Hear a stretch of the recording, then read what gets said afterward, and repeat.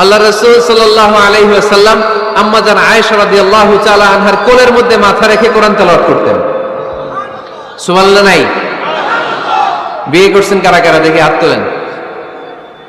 বিবাহিতদেরকে সোজানগরে কি বলেন আপনার আঞ্চলিক ভাষায়? বিবাহিত বিয়াতি, আর অবিবাহিত আবিয়াতি। বিয়াতিরা হাত তুলেন, বিয়াতিরা।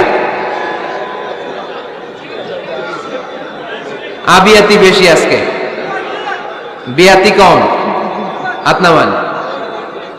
স্ত্রীর কোলে মাথা রেখে কোরআন তেলাওয়াত করবেন, পারবেন না? কষ্ট হবে? স্ত্রীর কোলে মাথা রেখে কোরআন তেলাওয়াত করবেন, এটা সুন্নাহ। আল্লাহ রাসূল সাল্লাল্লাহু আলাইহি সাল্লাম আম্মা জান আয়েশা রাদিয়াল্লাহু তাআলা আনহার কোলে মাথা রেখে কোরআন তেলাওয়াত করতেন।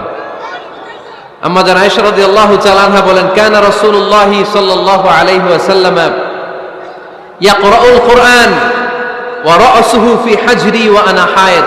আমার মাসিক চলা অবস্থায়, মেনস্ট্রুয়েশনাল পিরিয়ড চলা অবস্থায় আমার কোলে মাথা রেখে বিশ্বনবী কোরআন তেলাওয়াত করেছেন, আর আমি শুনেছি। চিল্লায় পড়েন সুবহানাল্লাহ।